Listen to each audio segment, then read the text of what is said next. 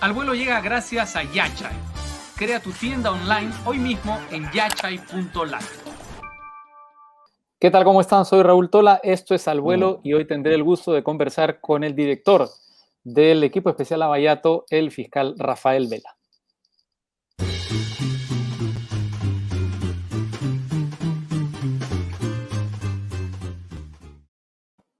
Rafael Vela, bienvenido Al Vuelo. Es un gusto contar con su presencia aquí en el programa.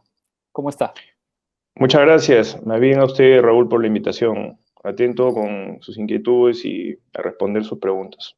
Pues lo primero que quería preguntarle es por la situación que ha atravesado el equipo especial Lavallato en estos meses tan complejos. Por una parte de pandemia y en segunda vuelta de elecciones que han incluido esta segunda vuelta tan compleja. ¿Cómo han sido este ya casi año y medio que ha transcurrido? Bueno, ha sido un proceso de evolución y de adaptación a las nuevas circunstancias. De hecho, para nosotros ha afectado notablemente nuestro trabajo, en la medida de que parte de nuestras labores estaba también vinculada a los sistemas de cooperación internacional. Al haberse en muchos casos cerrado las fronteras, hemos tenido también una serie de impedimentos logísticos para poder seguir accediendo a la prueba de difícil consecución, a la que habíamos encaminado nuestras investigaciones a partir de los procesos de colaboración eficaz y de la solidaridad de otros sistemas de administración de justicia que venían colaborando activamente con nosotros. Sobre todo Estados producir Unidos, Suiza y testimonios. Brasil, ¿no? Sobre todo Sí, Estados es Unidos, Suiza y correcto. Brasil. Sí. Sí, es correcto, así es. Y bueno, nos hemos adaptado también a tratar de que nuestros procesos se modernicen. Nosotros en realidad teníamos una digitalización bastante limitada de toda la información que teníamos dentro de las carpetas de investigación. Eso ha sido también un proceso complicado, complejo, ¿no? Se afectaron también la velocidad de algunas investigaciones.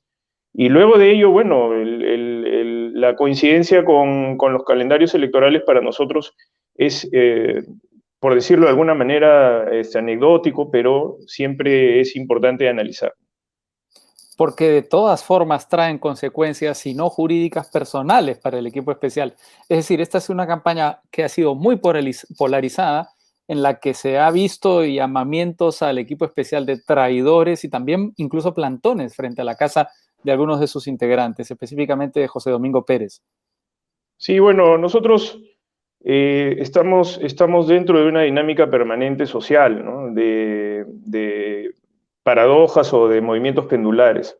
De hecho, la transversalidad con la política de algunos de nuestras investigaciones, de nuestros casos, hace que por momentos seamos héroes para un grupo y villanos para otro, y viceversa, ¿no? De hecho, eso no está ajeno tampoco a la coyuntura política, que más bien creo que estimula o cataliza una serie de sensaciones personales que se orientan muchas veces incluso al fanatismo de llegar a precisamente invadir espacios de privacidad y de sosiego y calma, como es el domicilio de las personas. Nosotros somos trabajadores, funcionarios públicos, y tenemos, por supuesto, el derecho de nuestra privacidad y que los fiscales, evidentemente, que cumplen su trabajo sujeto a la legalidad, al control del Poder Judicial, finalmente no participamos en la política, sino lo que hacemos es investigar a políticos que presuntamente han cometido graves casos de corrupción, lavado de activos vinculados a aparatos de criminalidad organizada.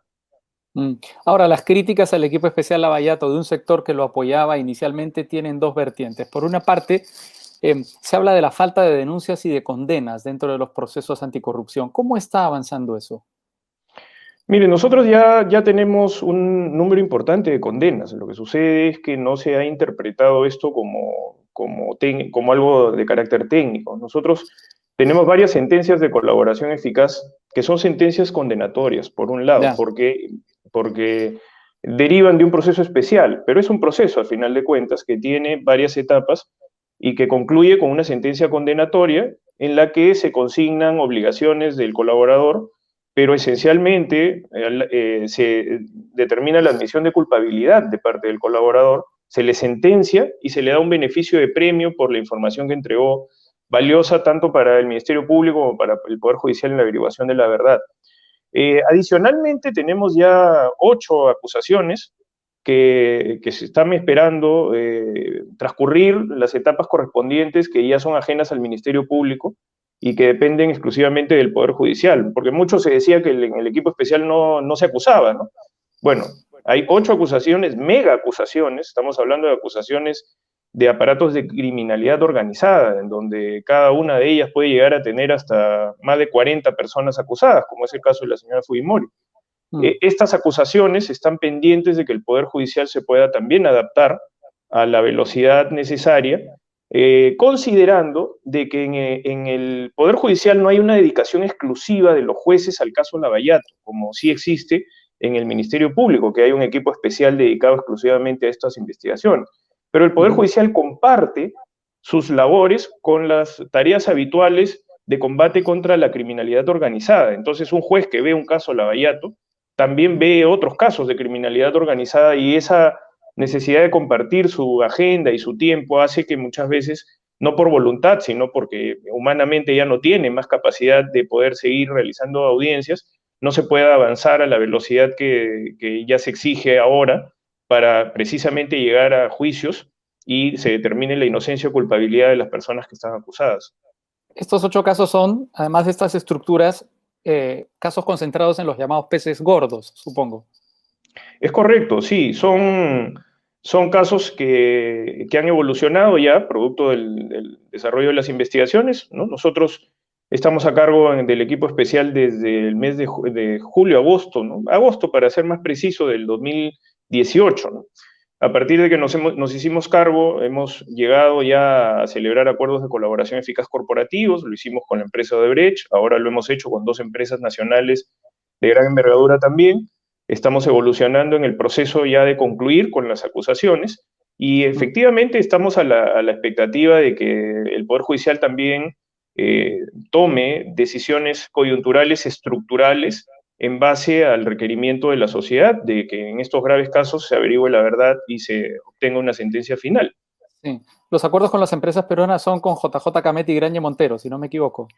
Bueno, en realidad es con la empresa Odebrecht, la primera transnacional, la otra ha sido pública, ¿no? Que es la empresa ENSA, antes denominada Graña Montero, sí. Y hay un acuerdo más que tiene todavía un marco de confidencialidad que no se puede revelar. ¿Quiénes son los 8 acusados de estas acusaciones, valga la redundancia? Bueno, sí, a ver, vamos a ver si la memoria no me falla, ¿no? Si tratamos de hacer memoria. Bueno, primero está el caso de la Interoceánica, ¿no? El caso de Alejandro Toledo, extraditable, y otras personas acusadas. Luego está el caso del Metro de Lima, está el caso Ecoteva, está el caso Bonos Soberanos, Cócteles. El caso Cócteles, el caso de Ollantumala y Nadine Heredia, ¿no? Y por ahí se me está escapando algún otro. Municipalidad de Lima, supongo, Luis Castañeda. El caso de Luis Castañeda todavía está en investigación preparatoria. Me parece que es algún caso de Félix Moreno, me parece que es el último, y bueno, son avances dentro de la estructura de lo que eventualmente estamos tratando de concluir ya, ¿no? En megacasos. Ahora tenemos algunos ya bastante maduros, ¿no? El caso de reitero de Félix Moreno, el caso del Club de la Construcción, ¿no? Que son casos muy importantes que están evolucionando. El mismo caso de la Municipalidad de Lima vinculado a la señora Villarán, también ya está en una fase importante de madurez. Y estamos tratando de hacer nuestro trabajo con la logística también limitada con la que contamos y con las necesidades que se van multiplicando, ¿no? A partir del surgimiento de nueva evidencia y de nuevas estructuras que vamos develando en el camino y en el proceso de acceder a información que antes no teníamos. La primera crítica que le he mencionado es el tema de la celeridad y la falta de condenas. La segunda crítica tiene que ver con la oportunidad política de algunas de las actividades, de las acciones del equipo especial Lavallato. Por ejemplo, la aparición del aspirante a colaborador eficaz que sirvió como tracción para que el Congreso vacara a Martín Vizcarra, o ahora la investigación por las Bloody llamadas, o también la audiencia para ver si Keiko Fujimori volvía a prisión preventiva. Esto en el marco de una segunda vuelta donde la señora Fujimori está, digamos, reclamando fraude y aspirando a todavía, según su posición, a la presidencia del Perú. ¿Qué hay que decir frente a eso? Bueno, que nosotros actuamos siempre dentro de un plano estrictamente técnico y que nuestro calendario, por decirlo de alguna manera, o nuestra agenda dentro de las investigaciones está definida por los plazos dentro de los mismos procesos. Nosotros tenemos la obligación de no parar, a pesar de cualquier coyuntura transversal que se pueda dar, como es la del calendario electoral. Nosotros no somos políticos, por tanto, no tenemos ningún cálculo dentro de lo político, ni de acción ni de omisión, porque sería igual de grave el dejar de hacer nuestras tareas hasta que el calendario electoral se paralice. Para eso necesitaríamos un marco legal en el que se diga que cualquier persona que está investigada y que está accediendo a una posibilidad de ser elegido, entonces automáticamente las investigaciones se tendrían que congelar porque cualquier tipo de intervención en materia judicial o fiscal podría ser interpretado como una intromisión de carácter político. Y la ley claramente no dice eso. La ley lo que establece es que los fiscales actuamos con plazos perentorios, es decir, no podemos dejar de actuar. Y en el proceso de hacer y de no omitir, por supuesto que se dan una serie de incidencias que pueden ser coyunturales al momento político, pero que en nuestro caso están sometidas a la legalidad del Poder Judicial. Usted ha hecho referencia a varios episodios, ¿no?, que efectivamente son importantes dentro de la vida política del país. El primero de ellos, el señor Vizcarra, que para nosotros fue un caso de muy alto perfil dentro de la investigación, pero que nosotros lo tratamos de mantener dentro del plano estrictamente técnico. El problema es que muchas veces el oportunismo de la política es algo que también puede ser tomado como parte de la ventaja de la información y de la transparencia de nuestros actos, porque nosotros como fiscales hemos tenido siempre una política de apertura. Pero eso no hubiera ocurrido, Rafael, si alguien no hubiera filtrado la información del aspirante a colaborador eficaz a la prensa. Lo que sucede es que, bueno, yo no puedo hacer un comentario del periodismo de investigación, ¿no?, porque eso es parte de sus tareas y sus labores, y muchas veces tiene que ver con la opinión que cada quien tenga en ese derecho. Yo no emito una opinión, pero lo que sí le puedo decir es que en el ejercicio de transparencia hay siempre una vinculación con lo que se llama el sistema de audiencias públicas. La evidencia que se mostró en el caso del señor Vizcarra, por ejemplo, era audiencia que estaba no solamente en poder del Ministerio Público, estaba en poder de los propios colaboradores, estaba en poder incluso de otros estamentos de la Fiscalía de la Nación en general. Nosotros hemos siempre transparentado nuestra conducta en ese sentido, y a partir de esa circunstancia nos hemos visto envueltos evidentemente en la vorágine de lo transversal de la política, pero nuestro plano siempre fue técnico, en el sistema de audiencias, bueno, se hicieron públicas estas evidencias. Luego de ello, efectivamente, el periodismo de investigación también tuvo un rol de participación, ¿no?, en el que cada quien evalúa, entiendo yo, la veracidad de las informaciones que se fueron propalando. De hecho, el caso del señor Vizcarra es un caso que no tiene una observación respecto a la veracidad de la información. Hay sí una serie de consecuencias políticas que se derivan de nuestras investigaciones, pero no es al revés. Nosotros lo que hemos hecho siempre, en ese sentido, Raúl, es tratar de actuar con la evidencia con la que contamos, y no somos tampoco ingenuos, tampoco es que seamos utilizados. Lo que sucede es que cuando un fiscal tiene evidencia que pueda ser incriminatoria, tiene la obligación de hacerlo, independientemente, reitero, de la coyuntura de lo que pueda suceder en la política, porque si no seríamos políticos, que estaríamos calculando si es bueno o no investigar al señor Vizcarra para que no se le vaque, o si es bueno o no acusar a la señora Fujimori para que quede incólume su derecho a elegir y ser elegida, o si las reglas de conducta de la señora Fujimori, que fueron impuestas por la Sala Superior y no por el Ministerio Público, deben ser cumplidas escrupulosamente. Déjeme decirle en ese punto que el Poder Judicial le ha dado la razón al fiscal Pérez en ese aspecto, porque ha reconocido de que hay una infracción de las reglas de conducta. Si no ha habido una revocatoria de las reglas de conducta y ha habido una prisión preventiva, ha sido única y exclusivamente por una cuestión formal de que para que pueda revocarse la prisión preventiva tiene que haber un apercibimiento previo, o sea, una llamada de atención previa. Pero la señora Fujimori acaba de recibir esa llamada de atención y, por supuesto, la siguiente vez que ella vuelva a infringir las reglas de conducta, por lo menos mientras prevalezca la decisión del juez Zúñiga, que es materia de apelación, ya la señora Fujimori sabe que tiene que cumplir escrupulosamente con los mandatos judiciales. Y nosotros lo que hacemos como fiscales es actuar dentro de ese marco, reitero, que no se ve suspendido por una coyuntura esta naturaleza. Yo sé, Raúl, que esto es un tema muy difícil de comprensión desde el punto de vista de lo coyuntural, porque se nos exige ser más pragmáticos y menos legalistas, entre comillas. Pero nosotros actuamos dentro del marco de la legalidad. El Ministerio Público es el tutor de la legalidad. Así lo dice la Constitución. Entonces, dejar de hacer algo, cualquier circunstancia de dejar de hacer, es omitir nuestras funciones, y eso implicaría incluso incurrir en una grave inconducta funcional de parte de los fiscales. Y eso es algo que no podemos hacer pese al desentendimiento de un sector importante de la sociedad que está, pues, digamos, bastante subido con las pasiones propias de la política, de la cual nosotros estamos ajenos. José Domingo Pérez está obsesionado con Keiko Fujimori y tiene afán de figuración, como escribió la propia candidata en su cuenta de Twitter a partir de las denuncias del tema del caso Vladiyamadas.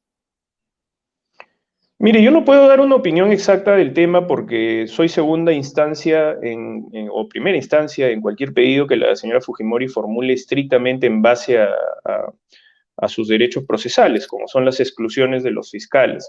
De tal manera que no le puedo dar una opinión al respecto. Lo que sí le puedo decir es que, en general, la función del fiscal Pérez está sujeta al control de legalidad judicial.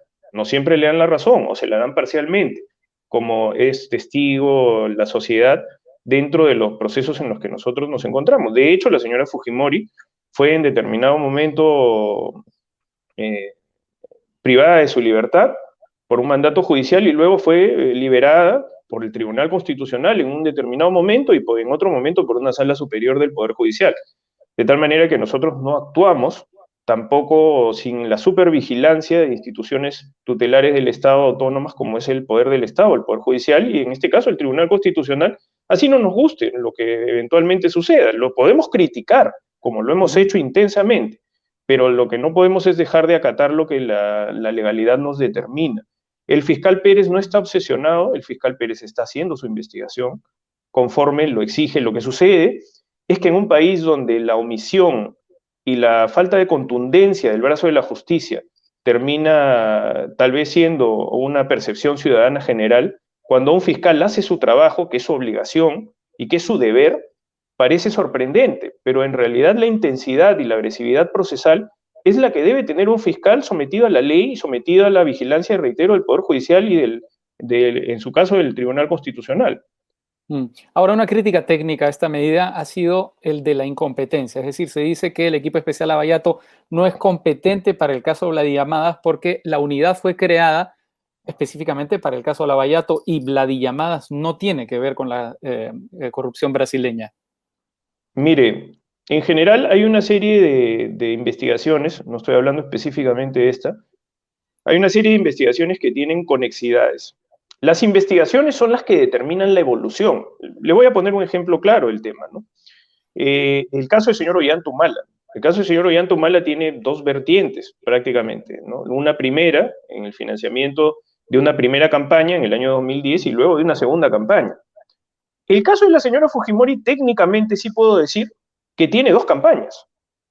Tiene la campaña del año 2010 y tiene la campaña del año 2016. En el año 2016, objetivamente sí se puede decir de que la organización criminal Odebrecht estaba en Brasil desarticulada porque Marcelo Bahía Odebrecht queda preso en en abril o junio del 2015. De tal manera que la evolución de las investigaciones muchas veces tiene conexidades y tiene cuestiones que están relacionadas con los hallazgos. Y las investigaciones no pueden ser cortadas en muchas piezas porque se pierde el sentido de unidad. Entonces, en la medida en que investigaciones van surgiendo evidencias, los fiscales van tomando decisiones si tienen conexidad o no con sus casos. De hecho, hace muy poco hubo una denuncia también contra la señora Fujimori que fue derivada a las fiscalías de corrupción de funcionarios porque no tenía relación. Entonces, en función de cada circunstancia, el Ministerio Público se va pronunciando y va tomando decisiones autónomas. La decisión autónoma del fiscal Pérez va a ser sujeta seguramente a cualquier tipo de revisión, conforme corresponde a los canales de legalidad, y ese será el momento en el que nosotros tengamos que decidir si es que efectivamente se trata de un asunto conexo que puede mantener un sentido de vinculación y unidad, o si se trata de una investigación que no necesariamente pudiera ser de su competencia. Eso es un asunto que yo no puedo adelantar opinión, pero sí lo que es de evidente y de público conocimiento son que las investigaciones que están muchas veces conexas y puedan generar debates se discuten dentro también de la institucionalidad del Ministerio Público. Le voy a poner el ejemplo del señor Vizcarra, al que hizo usted referencia. El caso del señor Vizcarra también tuvo un cuestionamiento respecto a la competencia del equipo especial. Y nosotros lo que hicimos, como equipo especial, fue someternos a las reglas de legalidad del Ministerio Público. Hubo un conflicto de competencia con el sistema de corrupción transnacional, supraprovincial también, y eso fue decidido, digamos, dentro de los canales de legalidad e institucionales por parte de la Fiscalía Suprema correspondiente, el fiscal, el señor doctor Pablo Sánchez Velarde, que dirimió la competencia a favor de que el equipo especial continúe investigando. Si es que surge cualquier conflicto de competencia, es el deber de los fiscales someterlos a esos canales de legalidad y ahí se determinará si es que específicamente puede haber alguna controversia. La señora Fujimori tiene, por supuesto, toda su defensa legal, tiene un importante aparato legal que hace uso permanente de los recursos y de los cuestionamientos, y nosotros pues estamos para resolverlo con objetividad si nos toca, y si no nos toca, a partir de los conflictos de competencia, los órganos correspondientes del Ministerio Público lo harán y lo dirimirán de suscitarse alguna controversia al respecto. De prosperar esta acusación, ¿sería llamado a declarar Vladimiro Montesinos? Mire, lo que sucede es que dentro de las decisiones que toma el fiscal Pérez, yo no puedo comentarlas porque él es autónomo dentro de las decisiones que eventualmente él pueda tomar en la exigencia procesal de lo conveniente, de lo útil, de cualquier tipo de testimonio y lo pertinente, naturalmente. Esas son decisiones de él, ¿no? Tengo entendido que él está atendiendo denuncias no porque las haga de oficio, sino porque hay denuncias que tienen que ser objeto de pronunciamientos. Y esos pronunciamientos son los que pueden originar, reitero, controversias de diferente tipo que serán resueltas en su momento de ser planteadas. Pero tengo entendido que las denuncias no solamente son por el caso de los audios del señor Montesinos. En realidad se trata de audios también de otra procedencia. El caso del señor Montesinos tengo entendido que es un caso más dentro de lo que el fiscal Pérez ha evaluado en su momento. Y eso, por supuesto, será objeto de evaluación, de ser el caso también. Quería pasar a otro caso que también es objeto de controversia, que es el caso de la prohibición de salida del señor Guzmán, de Julio Guzmán. Se lo digo porque, digamos, la ruta de la denuncia contra el señor Guzmán es por lo menos sorprendente, ¿no? Un congresista del Frente Amplio pide investigarlo por un aporte de $400,000 de Odebrecht, es decir, el dicho de un congresista del Frente Amplio, que es reproducido por Exitosa, ¿verdad? El 30 de enero del 2019, y esta reproducción es cogida más bien por un ciudadano para plantear la denuncia contra Guzmán. Es decir, no parece haber un verdadero origen delincuencial de esta denuncia, es simplemente una cadena de hechos que le da la impresión, ni siquiera diría eso, de delito. No sé cómo ve este tipo de casos, que no sé si contribuyen a... Sí, nuevamente, lo vemos dentro del plano técnico, y eso es a veces difícil de entender para la sociedad en general, y para eso estamos, para tener este tipo de entrevistas en donde el Ministerio Público puede dar su opinión, puede dar su información de parte, ciertamente, pero por lo menos explicar por qué razón se llegan a tomar, o por qué razones se llegan a tomar estas decisiones. Es porque la ley así lo determina. Cuando hay una denuncia, por más absurda que pueda resultar para muchos, los fiscales tienen la obligación de indagar si es que efectivamente dentro de los argumentos de esas denuncias existe alguna base, existe alguna consideración fáctica que pueda ser materia de pronunciamiento. Y para eso tiene que averiguar, porque es igual de importante la averiguación de la verdad respecto a comprobar de que efectivamente estas denuncias no tienen ninguna base, como también es importante el hecho de que no existan simplemente rechazos de denuncias liminares, en donde siempre va a quedar la duda de que el fiscal no hizo absolutamente nada para saber Ya. si es que estas denuncias tenían o no una base. Entonces, Pe- lo que el Pero, fiscal hizo en su momento fue abrir un espacio de investigación para comprobar que efectivamente esas denuncias puedan o no tener algún tipo de correlato dentro de la realidad y que se pregunte a las personas que eventualmente tienen la información correspondiente. No hay que olvidar que en este caso hay un acuerdo de colaboración eficaz con la empresa Odebrecht que determina específicamente si es que el señor Guzmán eventualmente pudo haber recibido o no algún aporte de campaña o algún aporte ilícito en ese sentido. De hecho, la empresa Odebrecht ha tenido algún adelantamiento ya respecto a esa información. No se ha podido perfeccionar el resto de la información complementaria porque, como bien usted lo introdujo dentro del inicio de esta conversación, de hecho nosotros no podemos recoger testimonios in situ, ¿no? Por el problema de la pandemia del COVID-19 en Brasil. Pero estamos a la expectativa de que eso se llegue a cumplir, que esas diligencias se cumplan, y que a partir de comprobar de que efectivamente no pueda existir ningún nivel de ilicitud y que el Ministerio Público hizo lo necesario para comprobar específicamente si estas denuncias tenían algún basamento legal o no, específicamente se pueda pronunciar ya sobre la base de tener una verdad cierta, certeza. una Sí. certeza dentro de las comprobaciones y de los elementos, porque los rechazos liminares siempre tienen la posibilidad del atisbo de duda, de que el Ministerio Público tal vez no hizo nada, y muchas veces se increpa a los fiscales de que no hagan nada. Y de hecho la ley determina de que ante una denuncia el fiscal tiene la obligación de abrir un espacio de investigación preliminar en Sí. donde se recaban todos estos elementos y eso es lo que esperamos en el caso del señor Guzmán Yo estoy de para acuerdo con lo que... que está diciendo, pero debería primar también el principio de racionalidad. Se lo digo para ponerle un caso. ¿Qué ocurre Sí. si el día de mañana alguien en Twitter dice que yo recibí $500,000 de parte de Odebrecht y la investigación se abre a partir de eso? Y se me prohíbe la salida del país, es decir, se me restringe un derecho elemental. Lo que le quiero decir es que el caso del señor Guzmán parece ser el caso de una persona que ha sido privada de uno de sus derechos elementales por un meme. A ver, mire, yo no estaría tan seguro de que sea únicamente por eso, porque de hecho, dentro del proceso de la información, y estoy hablando en términos generales, ¿por qué razón lo digo? Porque de hecho esto ha sido materia de un pronunciamiento judicial, ya no solamente de un fiscal, ¿no? Entonces, en esa dimensión debemos siempre, por lo menos desde el punto de vista de la coordinación, tener prudencia en el comentario, porque esto ha sido materia ya de un análisis judicial, no es solamente la voluntad del fiscal, que tal vez puede ser analizado dentro de los criterios que usted correctamente dice, que son los de proporcionalidad o racionalidad respecto a su derecho individual. Sí. Pero precisamente por esa razón es que el fiscal somete a conocimiento del juez precisamente este pedido para establecer su proporcionalidad y su racionalidad en función de los elementos que haya presentado. Yo soy un fiscal también litigante y en esa medida voy a tener la participación directa en el caso del señor Guzmán. Entonces comprenderá de que yo tengo que tener un poco de prudencia dentro del comentario que le hago, porque voy a tener que afrontar una responsabilidad dentro de la litigación que es la apelación del señor Y no Julio quiere Guzmán. revelar sus cartas.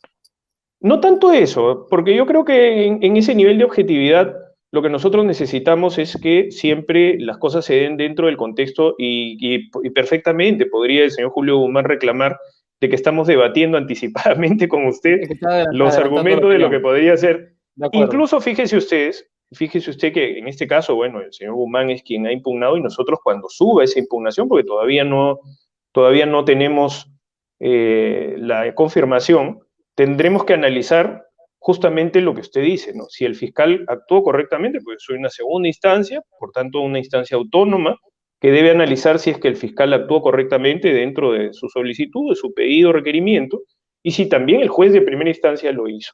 Y por tanto, yo no podría adelantar opinión, pero sí lo que puedo decirle es que nosotros siempre tratamos de que dentro de los procesos en los que evidentemente pueden llevarse a cabo una serie de requerimientos en función de la coyuntura, ¿no? Tengo entendido que parte de la coyuntura fue que el señor Guzmán avisó políticamente o públicamente De que iba fuera del país. de que iba fuera del país, y a veces eso puede tener algún nivel reactivo dentro de la preocupación de cualquier fiscal, que creo que puede ser hasta atendible. Lo que hay que ver es, como correctamente usted ha dicho, y determinar si es que estamos ante un caso que eventualmente puede, dadas las circunstancias, privar de o restringir de la libertad ambulatoria a una persona que está sometida a una investigación, y eso es lo que vamos a ver dentro de la apelación correspondiente. Supongo que el Poder Judicial le dará trámite, no creo que falte mucho tiempo para ello, y creo que ese será el escenario, reitero, en el que me excuso de responder, no porque no tenga una respuesta clara, sino porque creo que el señor Guzmán tiene derecho a que cualquier discusión de esta naturaleza se lleve a cabo dentro de la apelación correspondiente. Para terminar, Rafael, la situación de la pandemia está comenzando a normalizarse, está avanzando la vacunación. Esperemos que el próximo año, si no el final de este año, ya el país vuelva a ciertos niveles de regularidad. ¿Qué es lo que se viene para el equipo especial Lavallato una vez que hayamos salvado este bache? Mire, lo que se viene es que tratamos de normalizar nuestras actividades. Creo que tenido ya un proceso de adaptación. Ciertamente la evolución de las investigaciones muchas veces demanda que seamos acompañados también en términos logísticos. Eso es lo que esperamos, de que se continúe respaldando la investigación, de que los fiscales continúen evolucionando en la misma y se llegue a complementar con mayores acusaciones, y los procesos que tengan la maduración correspondiente puedan llevarse a cabo ya la finalización de los plazos de investigación, y podamos cumplir con nuestra tarea, que es la de determinar a partir del uso de pretensiones acusatorias si es que estamos ante casos que deben ser archivados o casos que deben ser acusados. Buscamos reinsertarnos dentro de lo que nos funcionó correctamente, que fueron los sistemas de colaboración eficaz, que son permanentemente atacados por quienes sufren las consecuencias de la información, y esto es objeto de una herramienta, esto es objeto siempre de ataque, de una herramienta sumamente útil como es el proceso de colaboración, en donde no debe existir la percepción de que solamente los colaboradores dicen cualquier cosa y eso se toma por cierto, porque eso no es verdad. La corroboración es una exigencia a nivel judicial, de tal manera que cada cosa que se dice, cuando por ejemplo se solicita una medida coercitiva, tiene que ser comprobada, tiene que ser corroborada, de tal manera que quienes sufren las consecuencias de esta herramienta, por supuesto, y esto podemos migrar hasta pactos de carácter político, porque transversalmente todos están incluidos prácticamente en la clase política. Cuando uno hace una especie de retrospectiva respecto a cómo han evolucionado las investigaciones, ciertamente son transversales a casi toda la clase política, con contadas excepciones. Entonces, también es verdad que la respuesta política puede determinar cambios legislativos, puede importar intromisiones, puede importar hasta destituciones o búsqueda de que los fiscales sean debilitados, y esto no solamente pasa en el Perú, pasa en diferentes lugares del mundo que buscan debilitar al sistema de administración de justicia para que el pacto de impunidad pueda ser el que eventualmente prevalezca y la averiguación de la verdad se vea gravemente afectada. En ese sentido, nosotros estamos comprometidos a perseverar en nuestra tarea, naturalmente dentro de los canales de legalidad, y eso es lo que le espera al equipo especial de continuar en sus funciones. A partir de esa circunstancia, esperamos de que la vacunación en general y los procesos de apertura de las fronteras nos pueda permitir volver a lo que había funcionado y que nos añadió una velocidad mayor a la de crucero respecto a las investigaciones y sus aspectos evolutivos en la legalidad. Muy bien, Rafael Vela, coordinador del equipo especial Lavallato. Un gusto contar con su presencia en el vuelo. Gracias a usted, Raúl, por la oportunidad. Un gran saludo. Hasta luego, igualmente. Gracias a usted. Muchas gracias a ustedes por acompañarnos. Como todos los días, nos volvemos a encontrar mañana a las 3 aquí en Al Vuelo. Permiso.